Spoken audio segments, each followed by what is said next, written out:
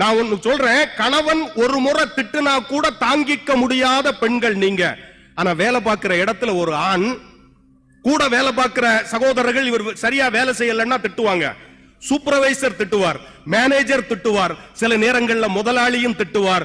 அத்தனை பேர்த்தையும் திட்டு வாங்கிட்டு அந்த வேலையிலேயே செஞ்சு சம்பாதிக்கிறான். எதுக்கு தெரியுமா?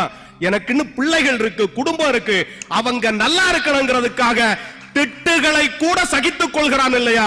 அவமானத்தை சகித்துக் கொள்பவன் தான் ஒரு அப்பா. எவ்வளவு சாதாரண வேலை செஞ்சுக்கிட்டு உயர்ந்த நிலைக்கு பிள்ளைகளை கொண்டு வந்தாங்க. சமீபத்தில் ஒரு ஆட்டோல ஒரு கவிதை எழுதி இருந்துங்க. நான் ரொம்ப பார்த்து பிரமிச்சு போயிட்டேன். தன் பிள்ளை புத்தகப்பை சுமப்பதை பெருமையோடு பார்த்தான் சுமை தூக்கும் தொழிலாளின்னு எழுதியிருந்தது. எவ்வளவு பெரிய கஷ்டங்கள். அதாவது ஒரு அப்பா என்ன நினைப்பாரு, தான் சாப்பிடுறதை விட நல்ல சாப்பாடு தன் பிள்ளைக்கு சாப்பிடணும், தான் உடுத்துற ஆடையை விட நல்ல ஆடை என் பிள்ளை உடுத்தணும்.